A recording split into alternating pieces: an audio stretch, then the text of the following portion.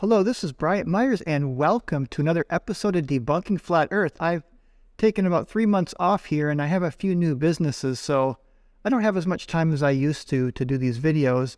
But every now and then, as time permits, I will pop back on, and of course, it has to be inspired, and I tell you, this time it was really inspired. Witsit, as many of you may have seen on MC Toon's latest Witsit versus Witsit video, he kind of just out of the blue, after 3 months of silence, just emailed me these citations.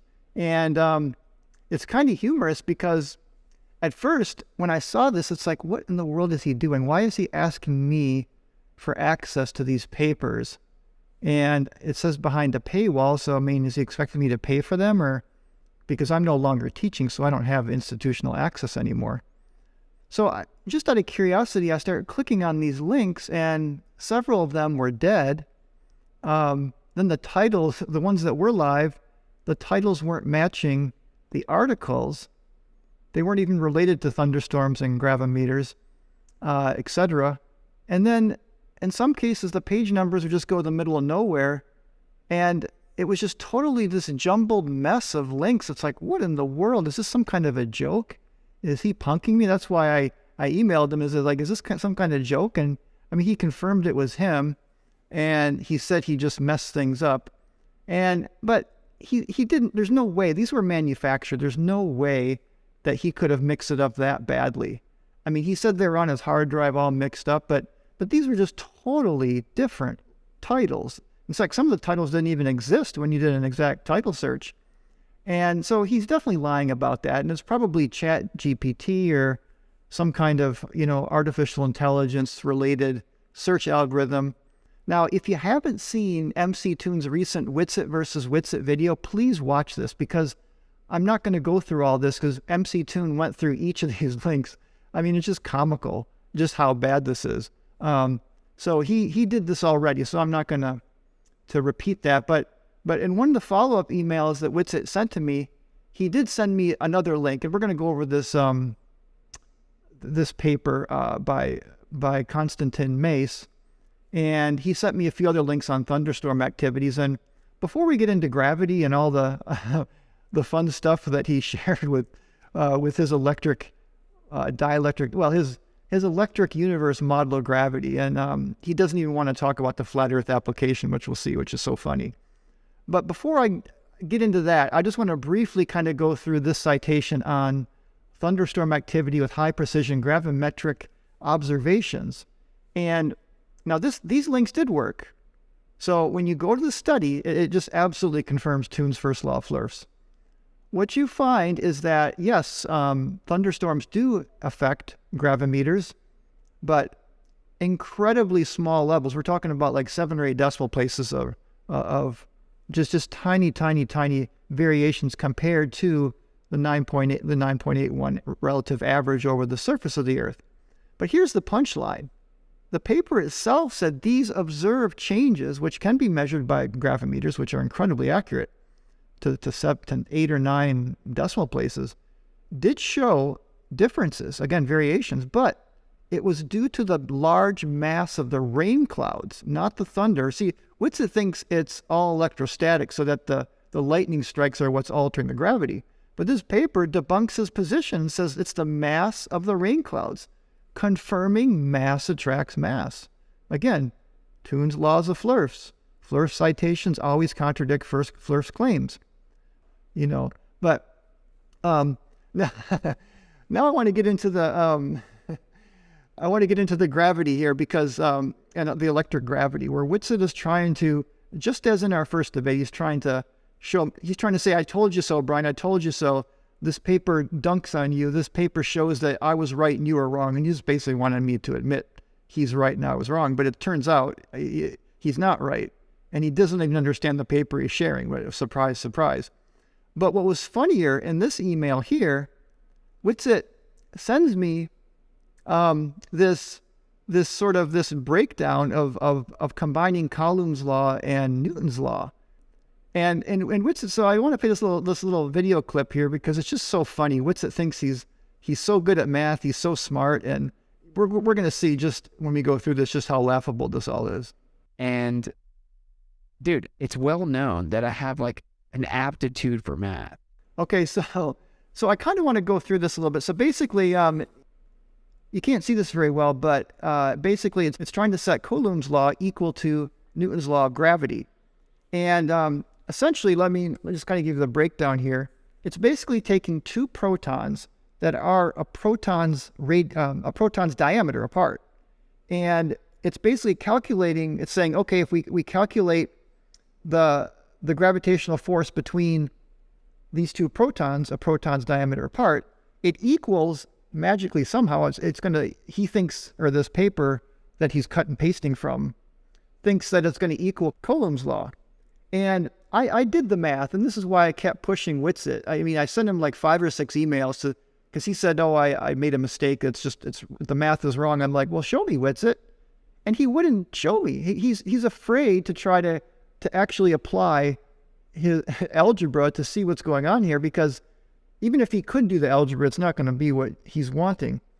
So I did the math, and it turns out when you look at the actual numbers, again, substituting in gravitational constant, I mean, you can kind of plug all this in here. I won't go through it. I'll put a link below this video so you can kind of see this for yourselves. But what you get is the gravitational force, again, using the known mass of a proton, the distance or the rate or the diameter of a proton, and the gravitational constant, which we know. We can calculate that the force, gravitational force between two protons is 4.65 to the minus 35th newtons. Very weak. And guess what? When we find the electrostatic force between these same two protons, and again, it's not going to be exact, because if you have two protons of protons diameter apart, the charge distribution, I'm just going from center of mass to center of mass, which you can do with gravity, but you really can't do it technically with electrostatics, but it'd be close enough. And what you get is 57.47 newtons. So this is 36 orders of magnitude stronger than gravity. Now, where have we heard that before? Let's see if Witsit's heard this one before. It's 10 to the 36 power stronger than gravity claims to be. So I don't know why it's so hard for people to accept it. Well, when you say you try to control for the variable of electrostatics and stuff like that, you can never eliminate it. It's always there. It's 10 to the 36 power stronger than gravity claims to be. How could you find a force much smaller than that? So we have a downward electric flow on the Earth. Electrostatics is 10 to 36 power stronger than gravity and claims to be. Everything's electrostatic. That's 10 to 36 power stronger than gravity even claims to be. You can eliminate the variable. This is why Witsit is top left. I mean, I tried to log into several accounts to give my vote for Witsit to be top left. I don't think he's winning right now, but please go out and vote for him top left, because he kept going on and on in our first and second debate. The first debate wasn't really a debate with him, but the second debate that we had, he kept going on about, electrostatics being 10 to the 36 times stronger. And here it is. So yes, it is almost exactly, actually. So how can you set these two equal, Witsit? You're sending me this paper here, right? See this right here? It's setting the force of gravity equal to the electrostatic force. And now it gets funnier, because the math, it's not only the wrong equations, and you can't equate the two the way that they tried to, but even the math, there were errors in the math. That's why I told Witsit, it's like, you claim you're so smart at math, show me the errors. And I kept pushing him, and he's like, no, just look at the paper. I sent the wrong math. And I'm like, okay, you claim to be so good at algebra, show me how the math was wrong. I just wanted him to see. This was like if he was one of my students, I would have wanted him to explore those two laws, put the numbers in, and see indeed the force of gravity is 10 to the 36 times weaker than electrostatic force. That way maybe he could have a little bit of humility, admit it's like, oh yeah, you can't really equate Newton's law of gravity and electrostatics, because they're 10 to the 36 times stronger, which he says over and over in many debates, right? This is why it's so laughable and why he is definitely top left. And again, if I would have graded this, I would have graded it an F. It's just absolutely horrendous. But let's see Witsit. He brags about how good he is at math. This is so funny. Well, I have like an aptitude for math. Like if I sat down with you guys when we were in high school and Algebra 2 honors, I would have smoked you, dude. Okay, and I actually sent him that video. I'm like, Witsit, if you're so good at algebra, just show me where the math is wrong. You say the math is wrong, he just doesn't want to talk about it. So I'm not going to go too much into detail. Again, I'll put a link below if you want to check this out, but it's just so laughable. And essentially, oh my goodness. Essentially, what they're doing to setting electrostatics equal to the force of gravity, they're actually, F equals ma equals, you can do this. You can say F equals ma equals the gravitational force, right? And it's interesting, you can kind of see what this is actually G in this case, and you can see that G is going to equal Gm over r squared. But we're talking about two protons here, protons diameter apart. So Witsit's trying to equate these two, or this whatever he's sharing here. And what they do is they take F of G equals, the mass of the proton times the gravitational acceleration. Wait a minute. We're talking about the gravitational force between two protons. This G comes from the gravitational force between the Earth and any object, right? Because the Earth is so much more massive than any other object. So the other objects don't pull the Earth. But two protons have nothing to do with G. I mean, it's just absolutely ridiculous. And then somehow you can see here, it says G equals approximately 9.81. So somehow they say they plug the numbers. And this is why I told Witsit, it's like, Witsit, you're so smart at math. Show me where the error is. If he would have plugged the numbers in, he would have found that, well, they did it wrong on the sheet. But if he did it the way you're supposed to based on this incorrect formula, you'd get 1.136 times 10 to the minus 8 meters per second, not 9.8. So we're talking, 7 or 8 orders of magnitude wrong. And then again, I'm using the wrong equation. So, but it gets even worse because the email that he sent me, they didn't plug in K, the electrostatic constant or Coulomb's constant. They plugged in the gravitational constant. So when you actually plug in the right constant, see K is 8.98 times 10 to the 9th. You get 3.44 times 10 to the 28th. That is 28 orders of magnitude wrong, using the wrong equation and the wrong approach. And of course it's going to be ridiculously wrong because the electrostatic force is 10 to the 36 times stronger than gravity. So let's hear Witsit kind of whine and complain, and then we'll... I'm so tired of people saying I can't do math, dude. I scored like incredible on my math. So this is why we say you can't do math, Witsit, because you refuse to do it. When I sent, like I said, 6 or 7 emails challenging him to correct the mistake. So just to kind of conclude this, and we'll move on, is that Witsit in our debate, where it was just one-on-one, he admitted that Coulomb's law is almost the same as the gravitational law. Let's just hear this, because he just totally debunks himself, as we just saw. We could use Coulomb's law. That's going Coulomb's law. Electrostatics. I know. Yeah, it's almost exactly the same as the gravitational law, but it's just charge is different.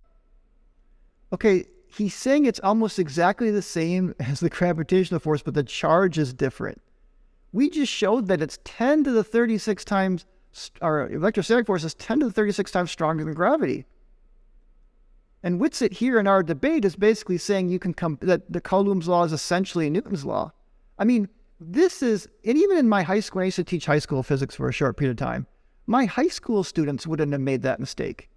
That this is just beyond bad, and yet Witsit has all this confidence that he's so smart, and he's basically 10 to the 36 times wrong. I mean, it's laughable. It's absolutely laughable.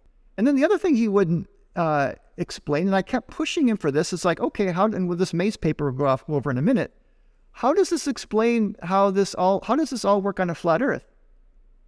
And he wouldn't even answer that question. Even when I tried to pin him down, he doesn't want to talk about incoherent dielectric acceleration because it's been totally annihilated. And, myself and MC Toon and some others have just totally destroyed that ridiculous model. And right here, he even says, this is where he finally says, just don't worry about how it works on a flat Earth. Prove it wrong. So he wants me to prove this maze paper wrong, which we're going to go through next. But he doesn't want to even talk. Now, this says volumes about Witsit. This shows you that he doesn't care about supporting flat Earth as much as he cares about him being right and me being wrong. Because that was a lot of the emails you just say, admit you were wrong, Brian, about thunderstorms, about electric gravity. Admit you were wrong. And I'm like, Witsit, I'm not admitting I'm wrong. I'll do a video this weekend, which I'm doing right now. And he keeps pressing me, but I have a couple other businesses going, so I can't do it on his timeline, but here I am doing it. So let's go over this paper. He kept putting it in my face, so I really want to go over it. And it's by Konstantin Mace. And before we get into the paper, I just want, it really is worth mentioning. It was published by a predatory publishing company, SCIRP. And if you look them up, you will see, yes, they are a predatory publishing company, also called write-only publishing or deceptive publishing, because they're basically just charge fees, and anybody, it's like a paper mill press publishing, they'll publish anything as long as you pay them. And and it says right here that these authors they're published without checking the articles for quality or legitimacy. So right off the bat, this is not published in a credible journal or a credible location. In fact, I mean, Witsit could almost publish something here if he paid the money to do so. So right off the bat, that's not a good sign. And here's some more red flags for me that I found. And it is pretty technical. I'm not doubting the guy is not smart. I mean, he is a scientist. He does have some credentials, but this is a very fringe paper. He talks about chenons and dark energy. Chenons is like some Greek word for vacuum, I think, or a dark light, not dark energy. Electromagnetic push gravity, and this vector potential amplitude quantization constant. So these things right here, I did some Google searches on them, and guess who? Konstantin Mace's name comes up. So whenever you have a paper that has terminology like this and you can't find it anywhere else, that's not a good sign. That means that it hasn't caught on. Other people are not referencing it or quoting it. It's a very, very fringe approach. And here's another thing. He embraces antimatter and matter having opposite signs, which means matter has charge, a positive, negative charge. But as far as we know, all our best theories show that mass always is attractive. It's not like electrostatics where you have a positive, negative charge. And there is a study, which we're going to show here in a minute, that would definitively say it could debunk this paper. Perhaps even this year, this paper could be debunked. But until that study definitively showing if there is an opposite charge to matter, which it doesn't appear that there is, this is very fringe. No modern quantum field theory specialist will acknowledge that matter has a positive and negative charge. Because if it's got a negative charge, it means that it can be repulsive. So you get anti-gravity type of things going on between particles. And this is what he's proposing. I mean, this is a big part of his paper. So that's pure speculation. That's pure conjecture. There's no experimental evidence to support that matter has charge. And here's another thing that Witsit, he keeps thinking this is like such amazing proof that electrostatics is gravity, but the author himself admits it's only a hypothesis. So the author, it makes it right, you can see right here. Next, we will advance two hypotheses with cosmological impact. So this is not tested. There's no empirical evidence to back this paper up.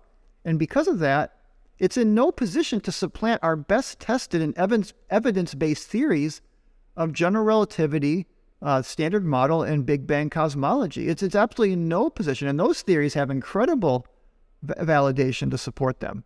These electric universe models don't have that kind of evidence.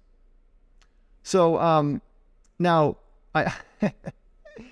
PhD Tony, he really annihilated Witsit. I just love that debate. And this is one of my favorite parts. I just have to play this because not only is Witsit just sharing these papers, but he thinks he's in some position to critique them and to give his professional opinion on if these papers can validate his position.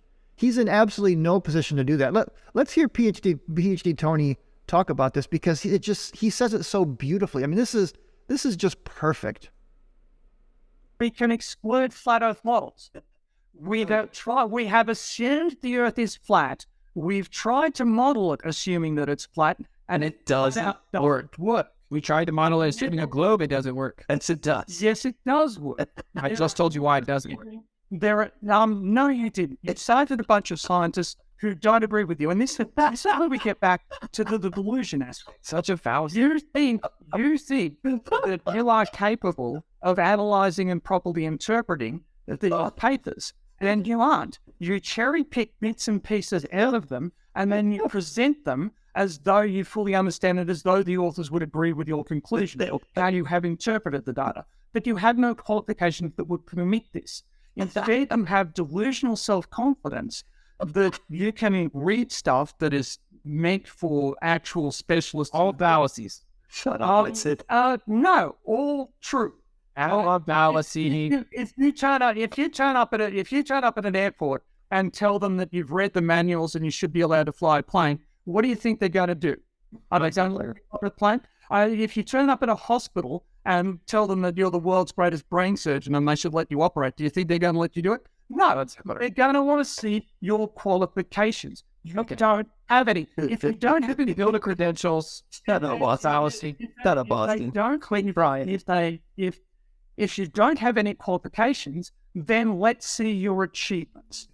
Let's see what it is that you have done, have contributed to human understanding and human technological development. I mean, that is just so beautiful. It totally, in 1.5 minutes, PhD Tony encapsulates what Witsit is in this whole, how he thinks he's so much smarter than everybody else. But he's got no credentials, no experience, no achievements to validate his ridiculous positions. Now, admittingly, on this paper, there's a lot of parts that I did not follow. And I will admit that I'm not the most qualified person because, I have a master's degree in physics, but I basically just taught, community college level physics. I never really got into the PhD in some of the higher level mathematics. But PhD Tony has, and I have a few other friends that also have, and I consulted with them on this paper, and I got some really great feedback. These are people that are better qualified than me, and certainly better qualified than Witsit to interpret this paper. And the first was an electrical engineer, one of the smartest people I know. I'm going to just keep their names hidden to be respectful. And what he says is that he read the abstract, and like I just mentioned, that the gravitational forces should be repulsive between particles and antiparticles. And so he says if we find that the anti-hydrogen gravitational mass to inertial mass is positive, which is expected by quantum mechanics and relativity to be +1, because we don't expect there to be a negative mass, then the hypothesis above is falsified. So his whole paper is falsified, and there actually is a study underway, because this is an inconclusive result right now until the study's completed, where there's a range of 110 to -65. So maybe it is possible that we'll find a negative mass. But until the experimental evidence comes back, this whole paper is just pure conjecture. And I'll put a link below where you can see this article, this paper here. But this experiment is still underway, so we have to wait a few months for the conclusions to come back. Now, even better is someone who has a PhD in physics and cosmology, who also is absolutely one of the smartest people I know. And he took a look at these papers too. And the interesting thing is, even if the study with the protons shows that maybe anti-gravity is possible, and there's a negative mass, which is doubtful it will, but let's say it does. He says that this paper still has many other problems, and this is a PhD in physics and cosmology who is, he just understands it at such a deep level, and he didn't spend a whole lot of time, but right off the bat, he could see errors that came right off the page. And one of the things he says is a sign of the gravitational potential is incorrect, should be negative. That's just a fundamental mistake that he's got the wrong sign. And then when he and he basically says, I did briefly look at this paper, it looks like rubbish to me, but he needs to read it through. So when he read it through, and like I just mentioned, he mentioned it's a predatory journal from a SCIRP journal, which is a predatory publisher. Very dodgy, as he says here. It's impossible to follow his reasoning because he doesn't have any, or he doesn't present any. He just makes assertions that are unsubstantiated. He seems to be trying to use the integrand in a quantum field decomposition, though he doesn't implement any gauge condition. In the Gupta-Bleuler quantization, one should remove the longitudinal photons by imposing a condition on the vector potential analogous to the Lorentz gauge, but with a subtlety. He seems to have done none of this. I think he expects his readers to buy his book to get the details. So here's the thing. This is really important. Here's the thing, Witsit. Now again, I don't really understand some of these ideas either, but if you don't either, it's really not our problem that you don't understand these physics. So these papers that are published, if you can't follow along with this type of terminology, like this PhD can, you're in no position to critique this article. I mean, just as I admit, I'm not in a position to make a conclusion from it either. But this is a PhD who is qualified. So again, and then he even got the book, and he said the first part was okay-ish, though the standard theory was poorly written. So he said even the standard theory of, quantum mechanics and relativity and electrodynamics, he said that wasn't even written very well. But it's roughly right, he said. But then when he makes his own contribution, this is where this PhD who's qualified to make a critique goes horribly wrong. He has equations, for example, as one example, where the Hamiltonian h squared f equals p squared c squared f. F is just a function. Now h, the Hamiltonian, is a scalar operator, but p, the momentum, is a vector. And I certainly understand this. You can't equate a vector and a scalar. It's like saying temperature has a direction, or it's like saying, wind is just a number and not a direction. I mean, like which direction is it going? So vectors have a magnitude and direction. Scalars just have a number. You can't equate those two. That is a fundamental error. So this right here is just terrible physics. I mean, these are mistakes that even, graduate students wouldn't make if they're good students. I mean, there are maybe even undergraduates. So here's a kind of his final conclusion about this paper. So it's hopeless. Everything else is just him trying to fudge the equations to cover his mistakes. All rather embarrassing for him, I reckon. Okay? And now Witsit, this is someone qualified to critique this paper. Unlike me, and certainly unlike you. I don't want to take too much time, but there's many other problems trying to equate electrostatics with gravity. And I've talked about this in some videos, and I'll certainly put my whole playlist down below. But now this chart here is from the book Gravitation by Misner, Thorne, and Wheeler, and it's one of the standard textbooks for general relativity. And they talk about these fundamental differences between gravitation and electromagnetism. Because of all these challenges I'm showing you, this is why it's so hard to unify and to find a theory of quantum gravity that unifies all the forces. And it's still a mystery. We don't know. So all these proposed unification theories, and Mace's is probably one of the weakest. I mean, there's a lot. I mean, string theory is probably still the best candidate. Loop quantum gravity is a good candidate. So those two theories that have so much theoretical publications and backings, compared to Mace's, who's nobody, hardly anybody's referencing his study, it's just laughable. Now this, and one of my favorites, I just want to mention, this is kind of reiterating what I did in some of my earlier videos, but just to kind of put the nail in the coffin on electrostatic versions of gravity. If you get, like, say, a Series 81 RF shielded enclosure, which is like about one of the best Faraday rooms or cages you can make, it 100% blocks all electrostatics. Any electrometer, like this one I showed here is one of the industry standards for sensitive electronomers, you're going to see zero. If you have just an electrostatics on the inside and outside, there's going to be zero transference of the electrostatics. You can't, so it perfectly shields electrostatics, and it almost perfectly shields electromagnetic waves. The point is that if electrostatics was due to gravity in some way, you would be levitating inside of one of these cages because it would shield out this electrostatic source of gravity. And this is written by the just recently late George Hnatiuk, who had some really great videos debunking, like Bob Nodell and some other flat earthers. And this comes from, funny enough, a whole debate with him and Gleem. And if you go to, I'll put the link below. If you go to George's video, you'll see in the comments this big debate. And Gleem, and George has a PhD in electronics. He was friends with Walter Lewin. He was considered one of the smartest people in the country when it comes to electronics, and he certainly taught classes on this as well. And it's just laughable. Gleem is like Witsit. They think they're so smart, and they debate these people that are so much smarter than they are in their subject, and it's just laughable, absolutely laughable. So what does George? So George says, so if the Earth's gravitational field was electrical in nature as a static field, you could in principle and in practice be able to block it out and shield yourself from it in a Faraday cage. And guess what?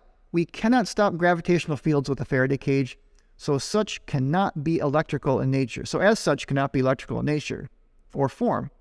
you would be able to make yourself weightless inside a Faraday cage if gravity was an electrical phenomenon.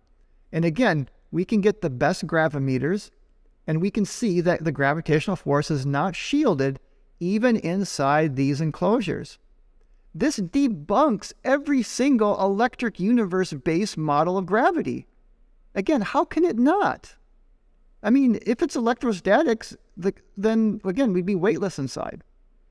And so again, just to kind of conclude really quickly, because Witsit's bringing up this whole electrostatic thing again with me, and I debunked it so thoroughly, but kind of just to summarize my debunk, you can see that with the paper, Witsit did not want to talk about incoherent dielectric acceleration. He just didn't. So here's the funny thing.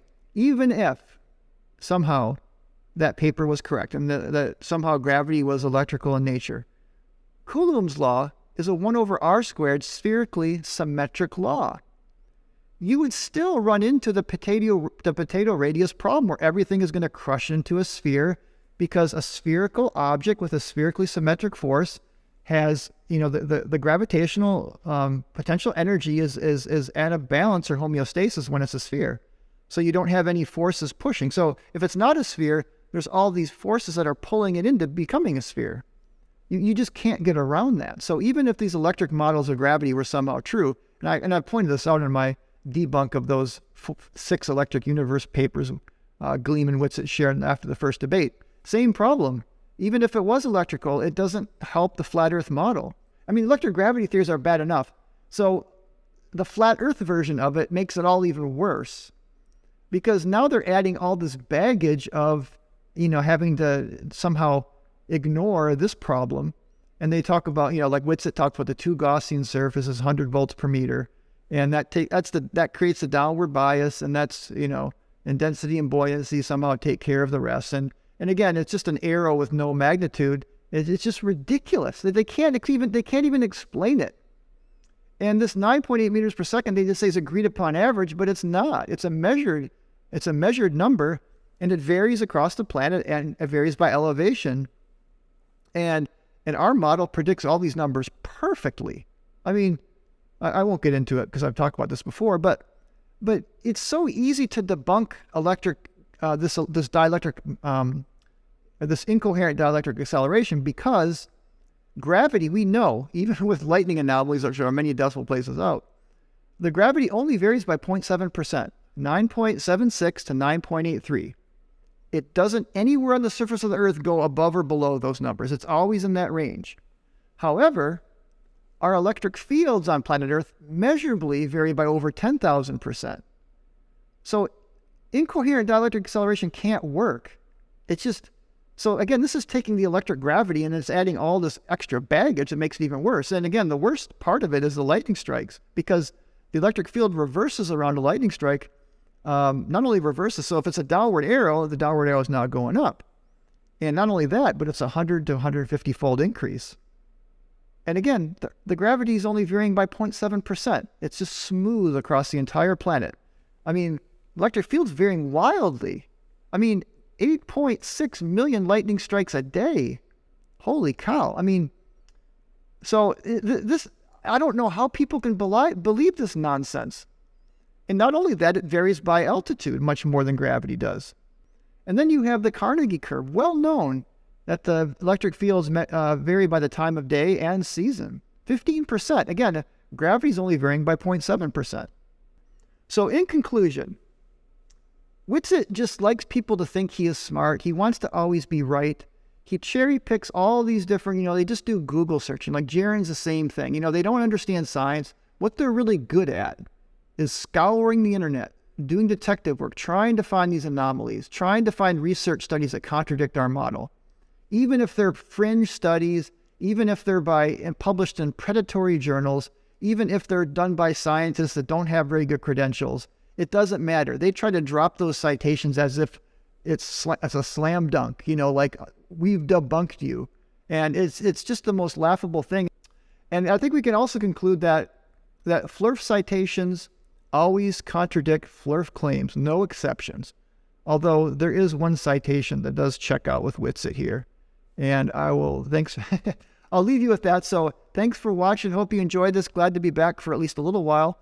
And please leave some comments, like this video. Let me know what you think.